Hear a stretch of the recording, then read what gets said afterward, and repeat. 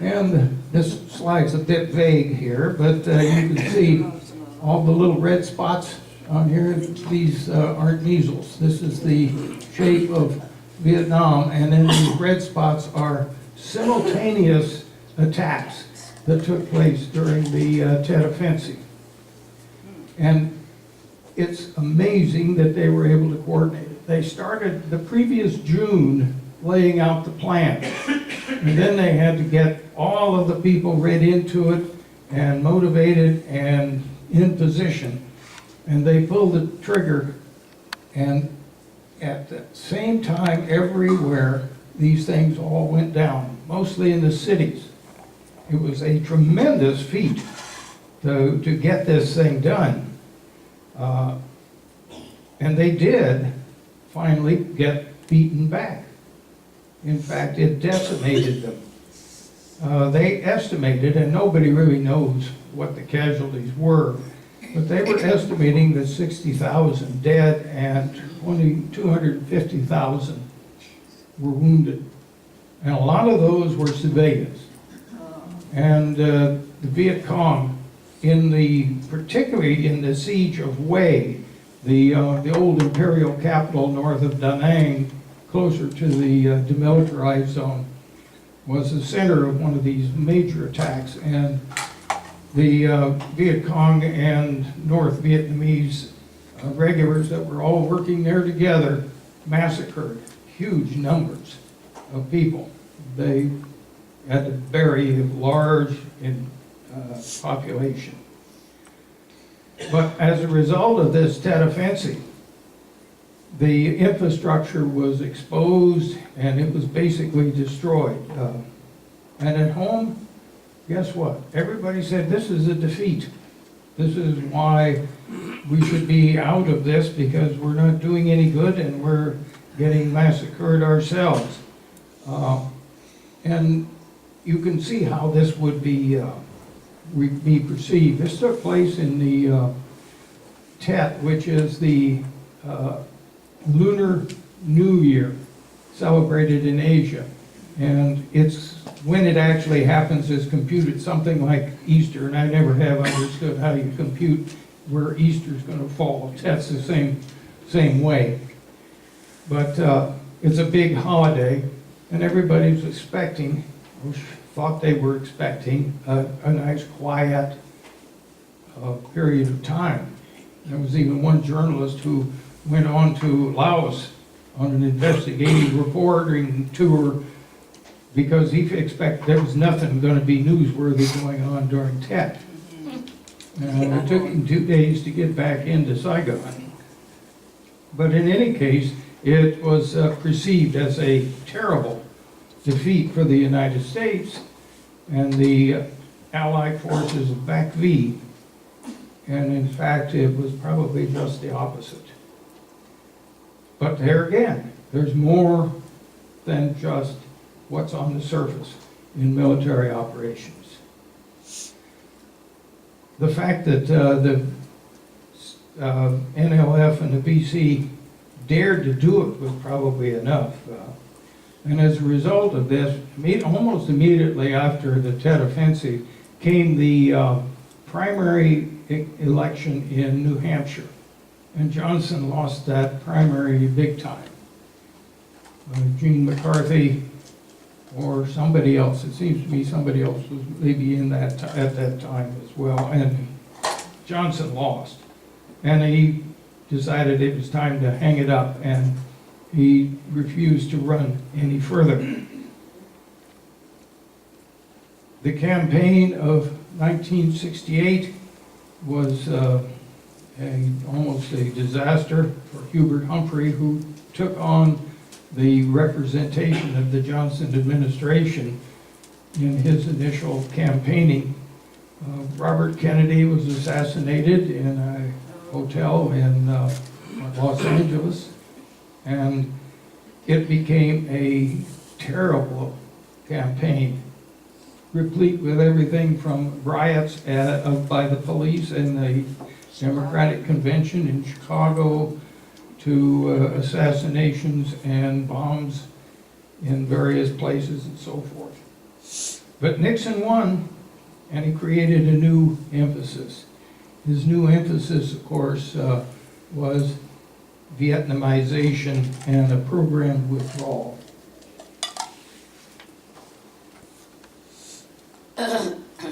The program for withdrawal started as soon as Nixon took office in 1969, and pretty soon troops began to be withdrawn. Nixon and his special assistant for national security affairs, and later his Secretary of State, Henry Kissinger, began to conduct secret negotiations in Paris alongside of the public ones that were going nowhere. The main problem that they had was South Vietnamese President Nguyen Van Thieu. He didn't want to go along with all these American proposals because he was going to lose. He was going to lose power. And he was desperate to hang on to as much of his power as he could. But Nixon and Kissinger had other fish to fry as well, as you might guess, for the President of the United States. They were trying to negotiate détente with the Soviet Union, which détente is a French word that means a lessening of tension. And Nixon was seeking to convince the Russians that he was serious, that they needed to be taking some action to reduce the possibility of nuclear war. And he even demonstrated this in a classified top secret exercise that was a test of operational effectiveness, quote unquote. He sent a whole squadron of nuclear-armed B-52s on what looked like a wartime mission towards the Soviet Union. And the thing probably did help convince the Russians that Nixon was serious if he was not mad as a hatter.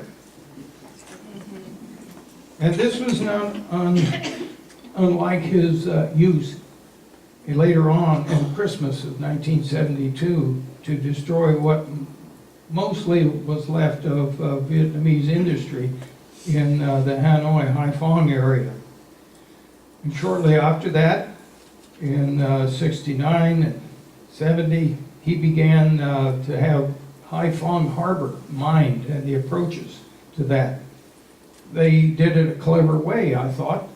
They laid on 5-day delayed action mines. They wouldn't be active until 5 days later, and then they told all the ships in the harbor, you got 5 days to get out or you're not going out.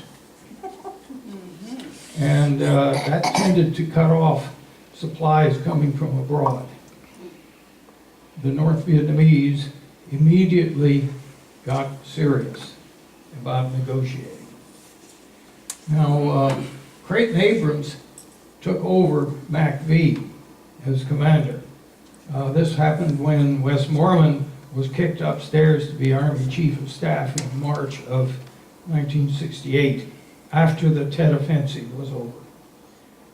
Abe had been the deputy for Westmoreland, and he knew what was going on. He immediately undertook smaller operations, and he emphasized counterinsurgency or counter-revolutionary war.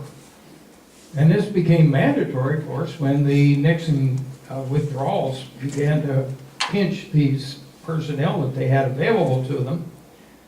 And this is the time frame in which they founded CORS, which was an acronym somebody had dreamed up in order to fit a group of words. It means actually Civil Operation Revolutionary Development Support.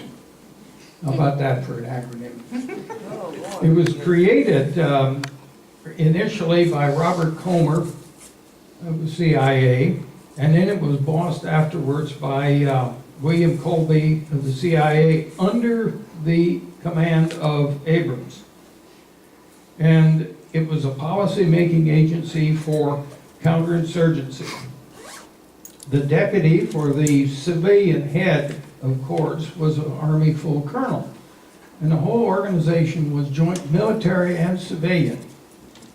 Colby reported directly to Abrams, and it created a truly joint command to speak with one voice and generate straight-line policy for operations.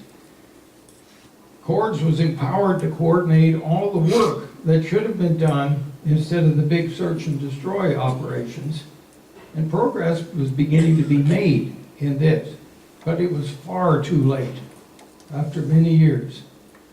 They did slow down some opposition to pacification by what was called Operation Phoenix, which is a rather nasty organization the CIA ran, and it infiltrated into the cadre of the National Liberation Front, or NLF, and they neutralized key cadre members. You can imagine what neutralization process was.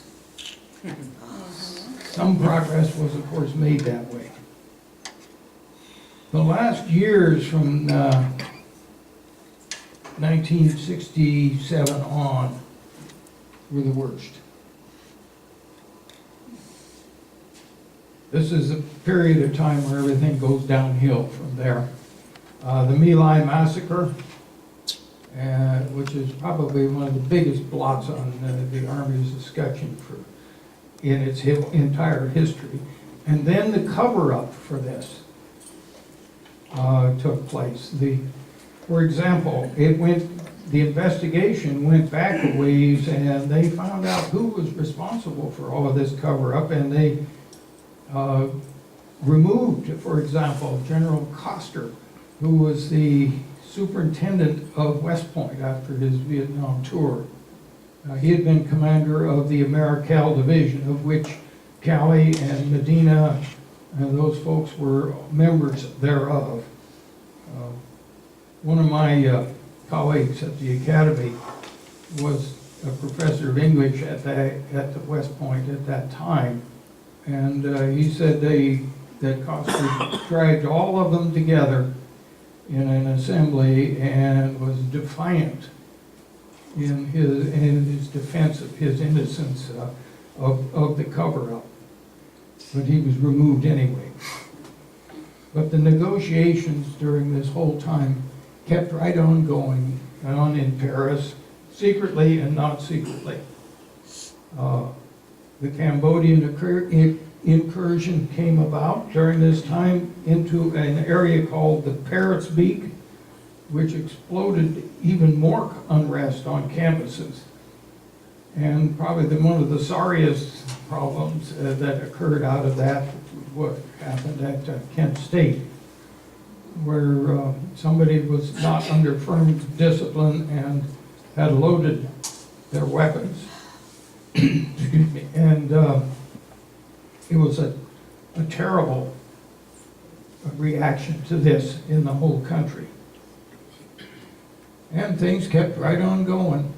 The '72 election and Watergate, the massive scandal didn't come until after that, somewhat, but the burglars who did the job on the Watergate Hotel eventually were pretty much caught out. And then that led to the cover-up by the Nixon administration, and the rest of it you're probably all familiar with. But, for example, during this time, they began to overcome the resistance of Chu and Key during this time. Peace was concluded in the spring, eventually, after that huge bombing of Hanoi and Haiphong during the Christmas of '72. And they finally signed an agreement, and Chu was forced to accept this. And in the spring of '73, the prisoners were released, most of them anyway, and the withdrawal proceeded apace, and the Watergate scandal broke, and the Pentagon Papers became almost a household word. After Nixon and Agnew resigned, Ford took over,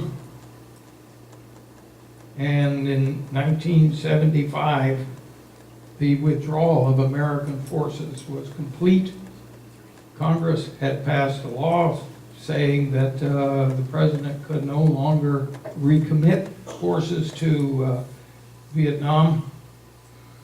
And the end came in 1975. It's kind of reminiscent of Tet. Look at all of the various places where the Viet Cong and NLF and the regulars were poised to spring in this big offensive that took place in 75, and they just rolled them up like a carpet. That led to the evacuation of people from all manner of modes of transportation. The boat people were the result of this. People fled to Thailand and ended up in refugee camps there. They ended up, a large number of them here in the United States, and we have all of that going on in the end of the Vietnam War. Okay, now that's where I should have been at the end of last week. You never know how far you're going to get in one of these sections. So I'm going to change my slides now. I've got a few to use in this next session. So if you'll give me just a minute here, we'll see if we can make this bag of tricks work.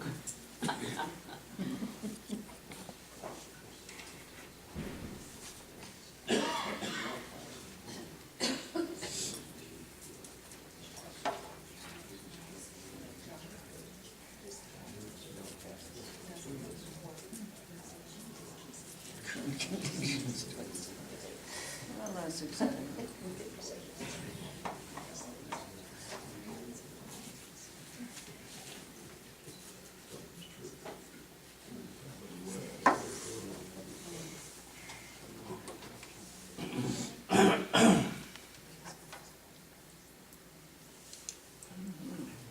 There we are, yay.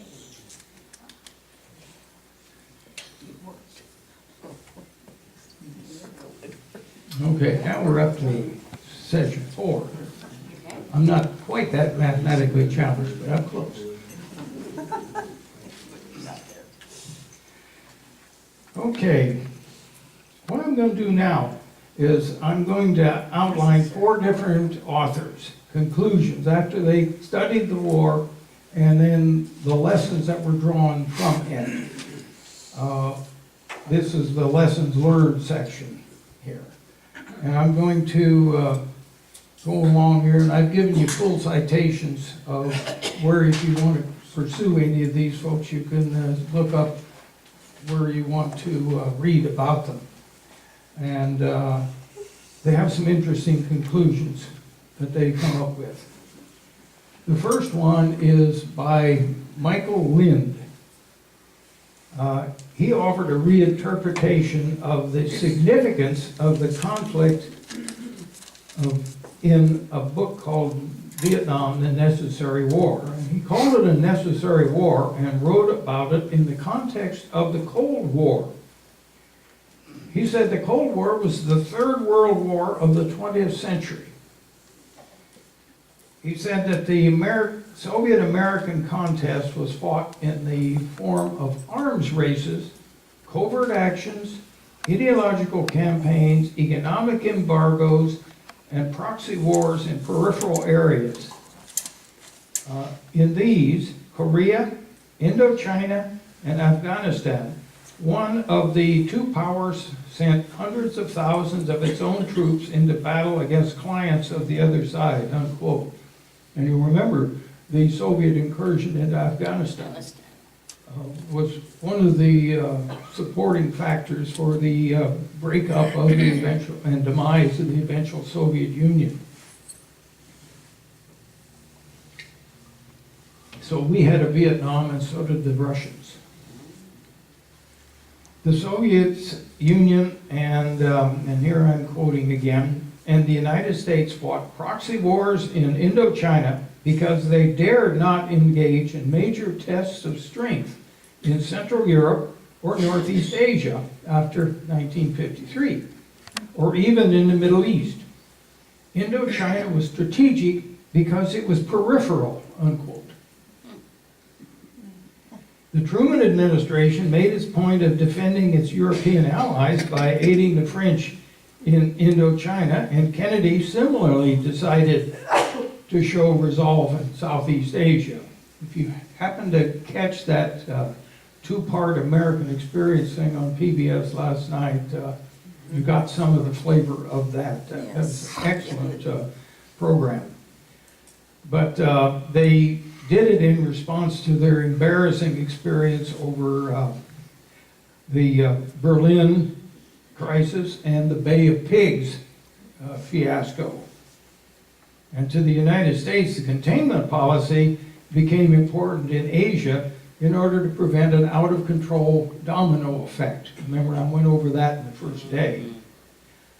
And after the end of the First Indochina War, both sides consolidated their regime, and Lynn says that the U.S. should have concentrated first on pacification and reform, and left the big unit conventional war to later, only we did it in reverse. And this allowed long-term subversion by the National Liberation Front to get out of hand until it was too late. And this passed the toleration point of the American populace because of the long-term casualties for little return. The meaning of this is the United States has little stamina to remain the dominant world power. Very pessimistic view of the American place in the world today. The next one is an article by Gary Hess, and it was in diplomatic history, and he talked about, and you'll have to bear with us, this is pretty military in its application, of two views, Harry Summers and Bruce Palmer. They were both officers that served in Vietnam. Summers had combat experience in the Korean War and as an infantry squad leader. And in Vietnam, he was a company and battalion operations officer.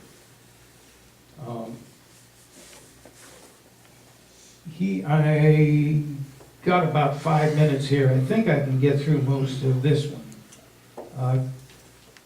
Let's see. Summers researched in his work as a scholar of the principles of war that were originated by Karl von Clausewitz in the 1830s, by the way. And they've been followed ever since. And in various forms, every military organization practically in the world has some form of distilled principles of war that are taught in their officer education classes. As I know in my ROTC classroom, I had a framed picture of the 10 principles of war on the wall. I always let the students apply them, and I didn't require them to memorize those principles, but I had to get them to apply these to what we were studying in the military history course. But Summers says the Army violated the principles of objective, offensive, mass, economy of force, and maneuver in its operations. This is what everybody learns going through the various preparation schools. So he showed how the Viet Cong consistently adhered to these principles in contrast. Now, Bruce Palmer was a staff officer working for the Army Chief of Staff in their operations section. And he was there during the initial commitment of troops to Vietnam. And then when he went to Vietnam himself, he commanded a field force and was Westmoreland's deputy at MACV in the latter part of his tour. And both Palmer and Summers said that the pre-intervention planning and advice, the failure to declare war, quote, the ineffectiveness of Westmoreland's strategy and the potential success of strategic alternatives were all missed opportunities, unquote. Now, Hess wrote that the Army learned the wrong lesson in Korea. Summers said that it was necessary to avoid a land war against China. But in this case, Summers posited that it was possible to win a war against Chinese intervention. And Palmer contended that the JCS didn't live up to its responsibilities to warn against engaging in an intervention without a declaration of war and a mobilization of the nation. You heard that one before, didn't you? The nation needs to send enough strength behind its forces to do the job, and failure to take the offensive committed us to a defensive strategy. Both of them said that we underestimated the enemy's determination to win its independence, and that the South Vietnamese regime was too corrupt, too weak to fend it off. And we didn't do enough to counter the NLF in its control of the countryside, which they did. The half measures taken by Lyndon Johnson didn't do anything except drag out the agony and the casualties mounted. Okay, now we better take a break here.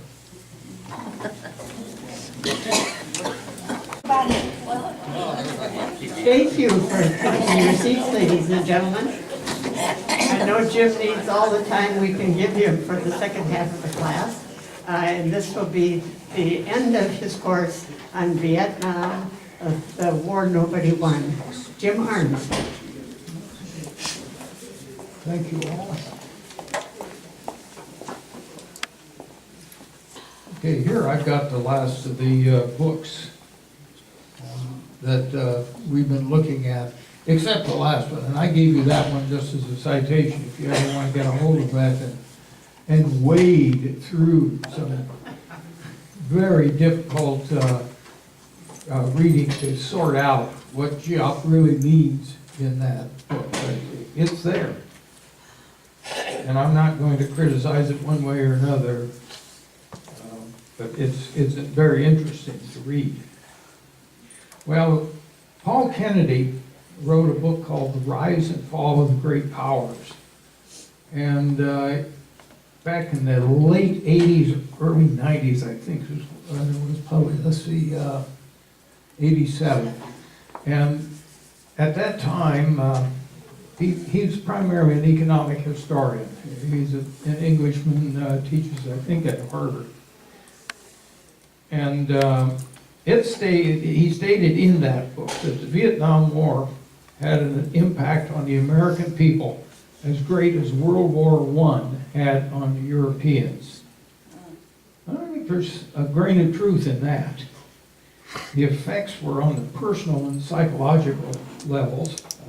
Kennedy said that the vast superiority in technology and productivity that the United States enjoys did not automatically translate into, quote, military effectiveness, unquote. No, the United States has lots of power. There's no question about that. That we could bomb the enemy back to the Stone Age, as someone, and I think it was Curtis LeMay who came out with that statement, at least it's been attributed to him. But the domestic opinion and the fear of the world reaction, of course, wouldn't allow that to happen. Reactions on the bombing, restrictions on the bombing campaign, such as the prohibition on attacking the Red River dikes and a restriction on occupying and cutting the Ho Chi Minh Trail through Laos, as well as an embargo on Russian shipping into Haiphong, were all due to the fear of bringing China and the Soviet Union into the war. That was a prime consideration. I might mention that business of attacking the Red River dikes. In Asia, over years, many, many years, there have been embankments and dikes built along the rivers in China and in Vietnam. For example, the Yellow River and the Yangtze are both like that to where the water mostly runs above the ambient surface of the land. And if those dikes are breached, they estimated that Hanoi and Haiphong would be under 14 feet of water. And I had some strong interest in watching the weather reports over this last super typhoon that they had out there in that neck of the woods, because it was programmed to head directly for North Vietnam. But fortunately, by the time it got there, the winds were down to a measly 74 knots. So they dodged a big bullet. And the blunted effectiveness of firepower and mobility, Kennedy said, emphasized jungle warfare techniques that were very difficult for one-year tour draftees to endure and to perpetrate. All right for professional army and special operations troops, but didn't think that the draftees that we put into the jungles would have done the job or been able to survive it. Whereas the North Vietnamese and the NLF were so passionate for their cause, and they were willing to fight for as long as it took and take as many casualties. It made the Americans question why we were fighting there and weakening the American army. And as a result, Kennedy says that other countries and the rest of the world lost a great deal of respect for the United States as a result of this. And economic sacrifice is not something we're willing to pay for war. And we're an increasing number of people who come to that conclusion. Guns and butter can't be sustained very long, as Lyndon Johnson tried to do. And it's the result of it. The next author is retired Lieutenant General Philip Davidson.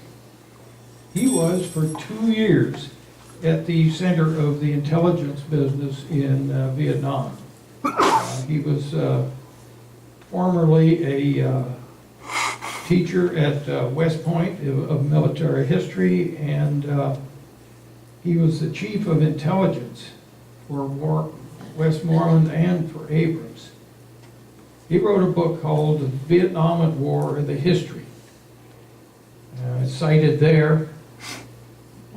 And I'm kind of attracted to him because I think his book comes closest to what I think in this. So you can tell I'm probably inflicting my prejudices on you for this one. But Davidson's conclusion as to why we lost the war was that they had a superior grand strategy. Now, grand strategy, simply defined, is the use of all the elements of national power to achieve a political objective. And that objective was to achieve the independence and unification of Vietnam and essentially all of French Indochina.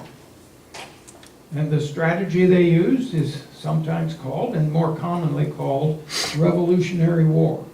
Revolutionary War is an equivalent to insurgency that I was talking about in the, I think it was the second session.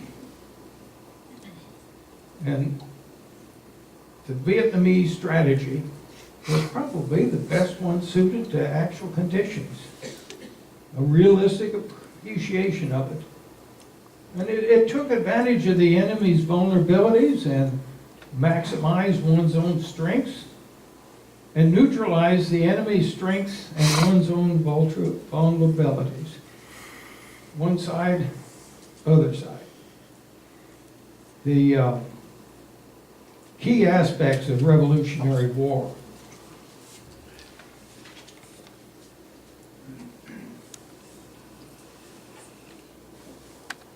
Objective. Their objective was to gain political control within the state. It's total war. Everybody has to support the cause with all the facets of national power. Military, political, diplomatic, economic, demographic, psychological, the whole 9 yards. It's total commitment. Unity of effort. Close coordination, control, tight employment by a small group of leadership. Not only the military theorists in this is basics of political science, and also the psychology and diplomacy. The fourth one, stressing ambiguity. Words and concepts confuse the enemy. Trickery, deception. One of the most famous deception plans in all of World War II took place over the invasion of Europe in France in 1944.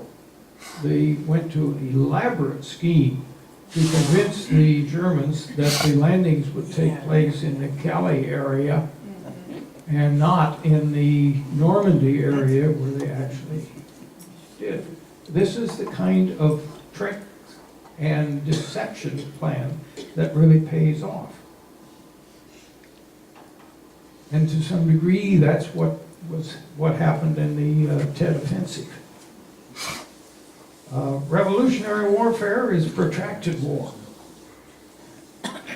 Time is your ally. One should develop a base of political power, and then you erode the opponent's will by picturing endless and increasing conflict.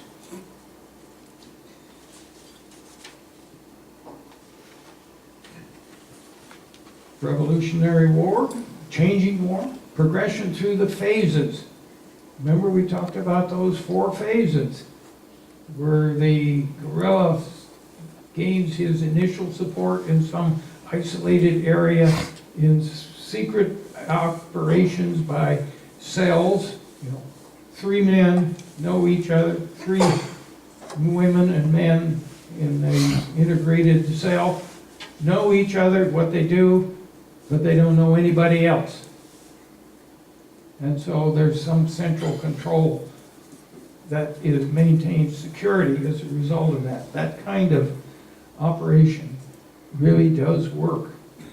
Then you've got the next phase where there's guerrilla warfare, fighting against the target that you're working against, and eventually building up to where you could field regular units, conventional warfare as a result of that. That's the 3 phases. The 4th phase is then in the supporting area outside of the country in which the guerrilla is working in. A couple of statistics, a couple of examples. One is Malaya. In Malaya, they put down that insurgency there because there was no next door neighbor, no sanctuary where the rebels could take a respite and could build up their own supplies and from which they could gain support. Another failed insurgency was that which took place in Indonesia. And again, there was no next door neighbor that had a friendly sanctuary for them. Successful as the Vietnamese were, it depended a lot on having that friendly next door sanctuary. Revolutionary war plays on our own weaknesses. That's where you convince people that they have a, quote, incapacity to sustain a long, unfocused, inconclusive, and bloody war far from home for identified or ill-defined national objectives. And Davidson's flat out said, this is our Achilles' heel. Now, on the other side of the coin, he recommended that we should have taken advantage of our own strengths to avoid a protracted war, but hit them hard and fast with enough strength to overcome them. We couldn't use nukes. That was ruled out. And why was it ruled out? Because I think, this is mine, you may have a different opinion on it, but I think the psychology, if they've never been used since Hiroshima and Nagasaki were destroyed, the psychology is so against the use of nuclear weapons that it prevented that whole Cold War from declining into Armageddon. So it's not popular. And could we have produced a counter strategy to the protracted war? Is there one available? Could we? Think about that for a while. What is the answer to protracted war? The biggest American failure was we had no clear objective. In March of 1964, the National Security Council said, quote, "a stable and independent non-communist government in South Vietnam." What do you think of that one? Is that broad? Is it all-inclusive? How do you implement something that broad? Too dependent on the South Vietnamese, for one thing. It had no appeal around which Americans could rally. Now, Nixon and his administration did have an objective: withdraw and Vietnamize the war. And he said we can do that and still meet our obligations and the commitments to others. In many conversation with people, as reported in Carnot's book, I noticed in particular how Johnson stressed the fact that he was not going to be the one to back out on American commitments overseas, that he didn't want to be called the coward that he felt would be coming his way if we did withdraw from Vietnam. We'll never know what Kennedy would have done, but there are indications that he was at least considering the possibility. But we didn't make a clear statement of it. Davidson said that Americans didn't understand more than the broad principles of Revolutionary War. They didn't understand, and we just didn't get the wrinkles of it, the subtleties of it. We didn't understand that the Vietnamese would do anything to gain their objective of unification and independence. Bob Comer, the founder of Cords, did, but by the time that was going, it was far too late. It was a political war, and we never got beyond seeking a military goal, because that's what we're best at. We never really got the pacification program going. It took a back seat to the big unit war and the air war to the north. And that's what we do. We're never able to do anything about the political reforms in the Republic of Vietnam. They were too ensconced.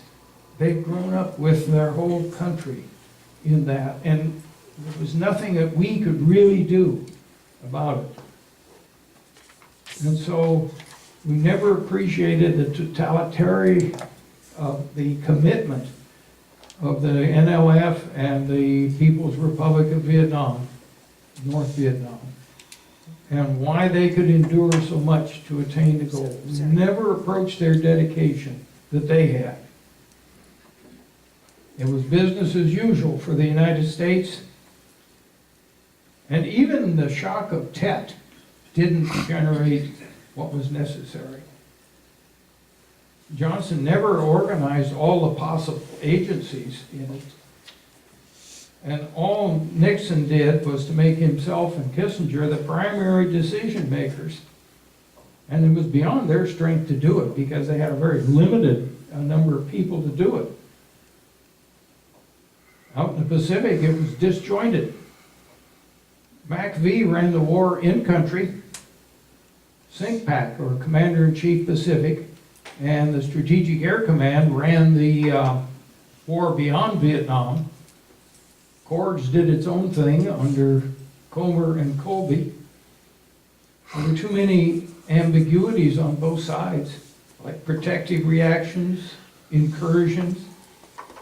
You say an incursion into Cambodia, it sounds different than an invasion of Cambodia. And then you remember I showed you a slide with the text of the Gulf of Tonkin resolution that was passed by such an overwhelming majority in Congress? I don't think you can get more ambiguous than that if you really tried to do it. And finally, there was prolongation of the war. And the final point to consider, and then I'll turn it over to you, is the Dish-Van program. You probably never heard of it, and I'm not sure how to pronounce it. Anybody here know enough Vietnamese to know how you pronounce that? It looks like German. Well, it's a tough language because it's inflected. I can't imagine how you would, but they use old term they always use. After the Tet Offensive, GIOP adopted the indirect approach that was theorized by good old Basil Littlehart in the 1920s. He was a invalided captain out of World War I, and he wrote for one of the great London newspapers as their military correspondent for years, for 30 or more years, and wrote on the theory of military operations. And he said that an indirect approach is one where you attack the enemy's weaknesses from an unexpected direction. Dish-Van was to match our own great vulnerability. What is the greatest vulnerability of the United States? It is that we have to have an immediate reward for what we are doing. We need to see where we're going and to see that it's successful. GIOP laid off attacks against us in this country and let things drag out. He wanted to gain even more time.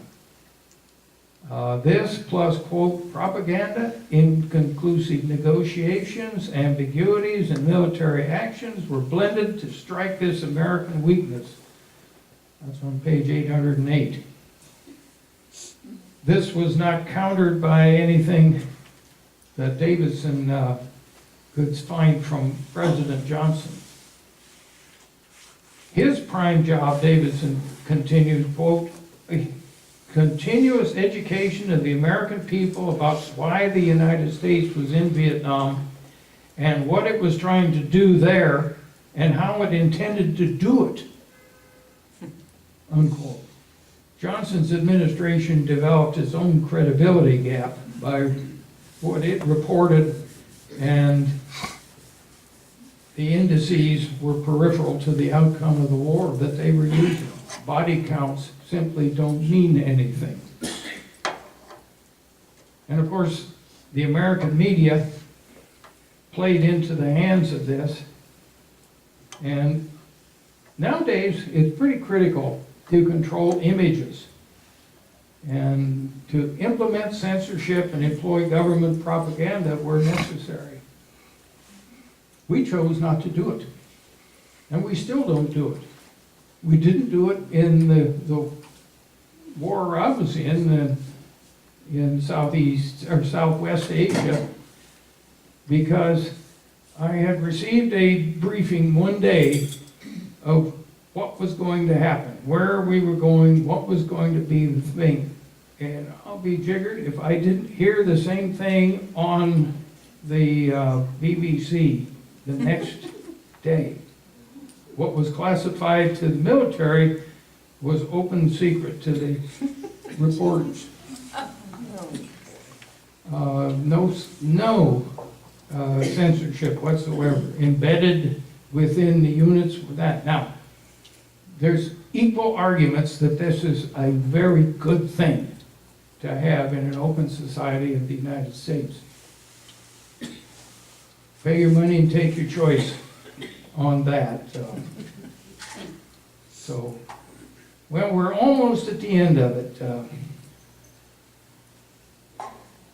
The floor is open for discussion of anything in the past sections if we want to. And when you make your comments, please try and do it in a loud enough voice so it'll be picked up on the camera. Sir. Giap's memoirs, I believe, stated that following their devastation, Tet of '68, the North Vietnamese and the Viet Cong, that the North Vietnamese government was considering suing for peace because of their own devastation. And that Walter Cronkite said, roughly, in this reporter's opinion, this war has been lost following Tet. Yes. Which wasn't true. The opposite was true, as you pointed out. And we didn't capitalize on that. That's right. We missed an opportunity. Yeah. Oh, Eric? I want to actually follow up on that because the big gap that remains in my mind, and it may be such a simple thing from your perspective, is consider, as I understand it, the seizure of Hue was a textbook example of how to capture a city with minimal losses to the invading army. That the Marines succeeded magnificently, and that to this day, when they took Fallujah, that was the textbook case to study. So it was a very successful seizure of a city. So in the wake of the Tet Offensive, when the revolutionary forces, the guerrillas, were basically out of the picture, and it was the NVA who were the actual foe, why not invade the north and conquer Hanoi with a full force? Because it could have been done, right? At that point, probably. I've asked that question for 40 years. Yeah. Was it purely? Why didn't we declare war? That too. Because when you declare war, I'll add something in this line. If you have declared war, you have a lot of options under law that you can use. For example, you can form task forces in government to integrate and create projects which will accomplish your missions. There's a lot more you can do if you just declare the war and get then the Congress on your side. Well, first of all, you gotta get Congress on your side first and then declare war. But the point is, why not? At that point, were you safe? They were completely softened up. We, in fact, whipped the North Vietnamese and the NLF in the Tet Offensive. But the perception was more the opposite. George? Don't you think, Jim, that this might be where the tipping point between military and politics happened? Because '68, at least is my memory of it, that's the point at which the nation really turns against Vietnam. And so the thought of prosecuting that war with an invasion of the North would have been anathema to the American public at that point.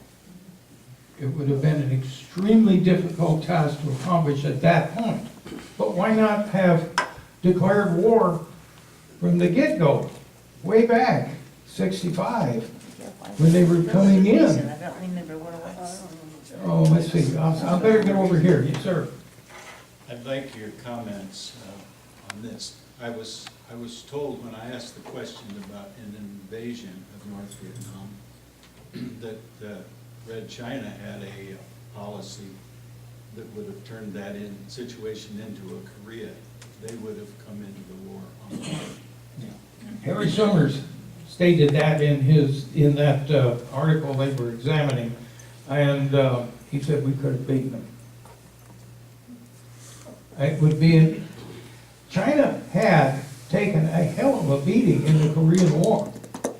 that last year was nothing more than a meat grinder for both sides in terms of casualties in that Korean War. They didn't really want to go at it again, but I think they would have had we invaded North Vietnam, or at least they would have given it awful serious consideration. But that's my opinion on that one. Jim? This is kind of a two-pronged question. You, a couple of times mentioned you didn't think draftees made very good soldiers compared to a regular army.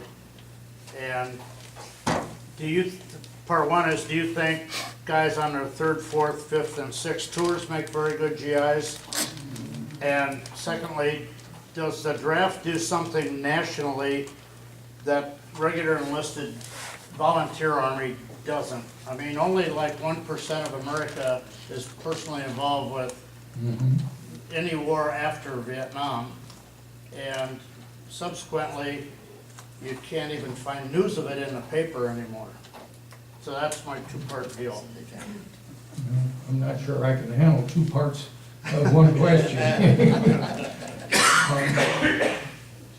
As most journalists, when they ask two questions at the same time, they get the answer to the second one, and that's where I'll start on. I think there are good advantages of having some form of national service. That doesn't necessarily mean in the Army training soldiers, but those are things that probably are debated at pay grades higher than mine, and likely may not have any kind of result from it. But I think that there would have been some considerable opposition after Tet to any form of action that we were going to take in terms of invasion of North Vietnam and so forth. We've become used to the business of bombing them and trying to get their attention and driving them to the conference table and so on. Nixon finally did, I think, get it done, but it would have been very difficult to do anything other than what we had done before. The Ken? How much do you think it was important that in America's, the public's negative attitude towards the Vietnam War, that we had cameras out there seeing what it was like? And reporting it, you could see it on your television screen. I wonder in World War II, what it would have been like if we'd had cameras like that in the Battle of the Bulge or various other places where we were fighting. Well, we didn't have cameras, and the film exists that those guys took it as a historical thing. But the journalists who were accompanying the American forces in the Battle of the Bulge and in Europe, in the whole of the reconquest of Europe, they were on the team. They did not want to report anything that the GI censor would have objected to, as well as the fact that they used censorship extensively in World War II. We didn't in Vietnam. There was no censorship whatsoever. In fact, we flew them around all the time. Shane? Seems to me that China was the elephant in the room, but in back of that elephant was another elephant, and that was the Soviet Union, both of whom world opinion seemed to say it was okay for them to support the North Vietnamese.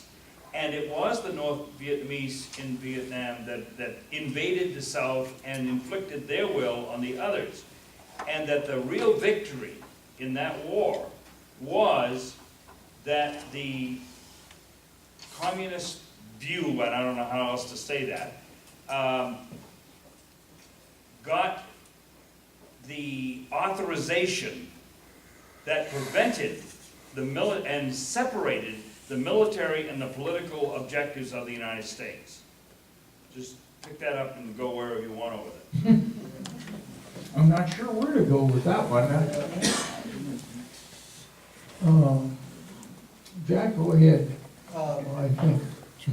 I think in studying some history, and especially about communism, I was always told that that's an economic form of government. The communist from Karl Marx, that the government owns everything and everyone does their thing and piles up the supply and everybody shares that. That basically doesn't work. And so communism in a sense, in an economic sense, doesn't. Actually, the political government is either a dictatorship or one painted toward whoever party is there. I've been in China and Russia the last 2 years, and their economic form of government is capitalism. Yes. And the only thing communist about either country is the name of their party. Go to Saigon. Yeah. That's for sure. Amazing. I don't disagree with you. I think Marxism is an outmoded philosophy that has been proven to be wrong. They ought to change their name. Communist. I don't know if that's a good thought or not. Do we have time for one more from Burl here? Yeah, we've got time. Go ahead. Given the American experience of seeking self-determination, throwing off the foreign power, why was there so little sympathy for the Vietnamese desire for independence, and so little understanding of the commitment that a desire for independence can generate? Very good question. Why did the Americans not realize we fought for our independence? Yeah. Why do they not understand their desire for independence? I think a lot of people did, but there were other considerations. The conflicts in the Cold War, I think, drove a lot of the train.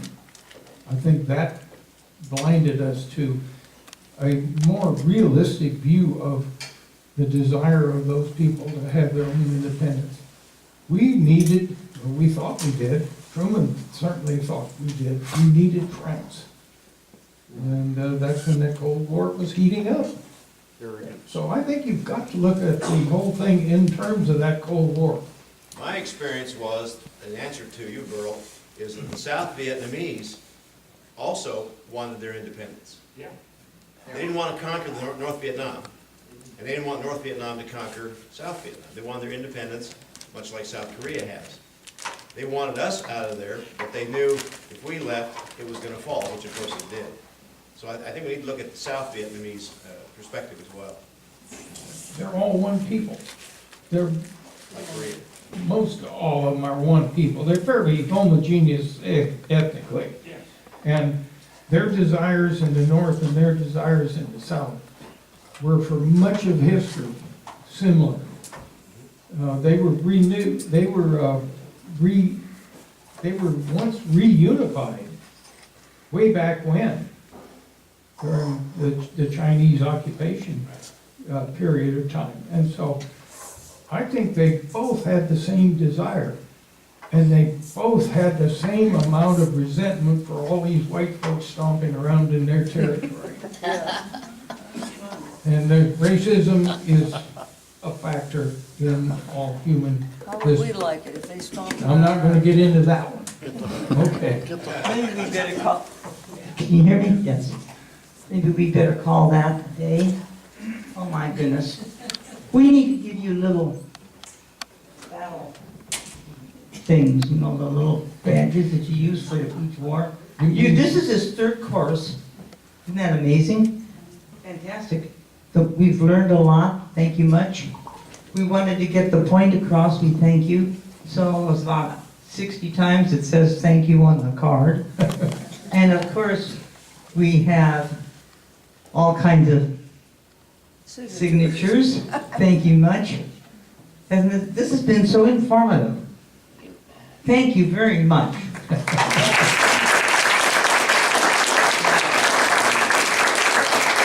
In my usual thing, I have the opportunity to write a little poem and editorialize a bit. Will the day ever come Well, Jim, we thank you once again for coming to our aid in trying to see what was gained by sacrifices paid.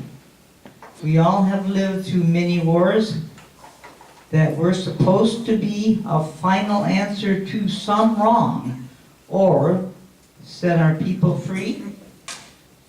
We still do wonder why they just don't ever seem to gain the lofty promises and goals and freedom from such pain. But maybe, oh, just maybe, someday the sun will rise on no more wars in days ahead and show we have got wise. Thank you. We appreciate your expertise and we can't thank you enough. Well, thank you. I enjoy doing this, but I don't have any larger purpose in mind except to pass on what little knowledge I have. We appreciate it. It's quite a bit more than we do when it comes to work here, Jim. Thank you very much, Nisha. I would like to recognize the planning committee for the bucket courses.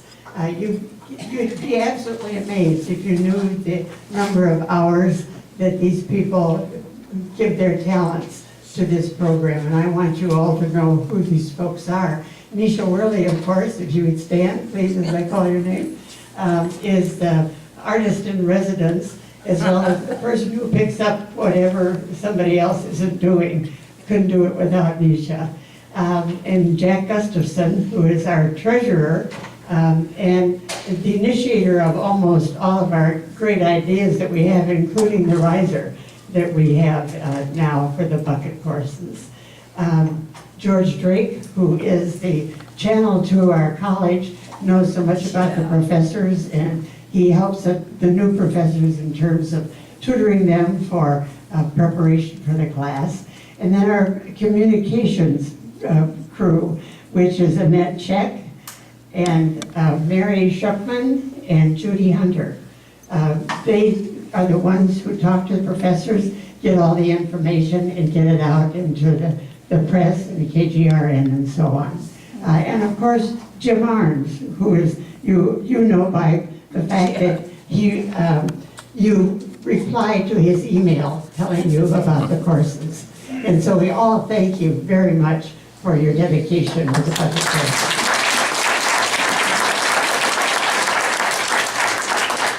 This is the last class now until after the first of the year. And on January 8th, we will be starting our new course. And just to give you a bit of a hint of what's coming up, Clark Lindgren is going to be the first presenter for next January. You remember him, and he's being brought back by popular demand. He is a professor of biology at Grinnell College, and I know he's going to have a very interesting course. So put that down, Wednesday, January 8th. We thank you for coming today, and we hope you all have very happy holidays, and we will plan to see you back on January 8th. Thanks for coming this morning.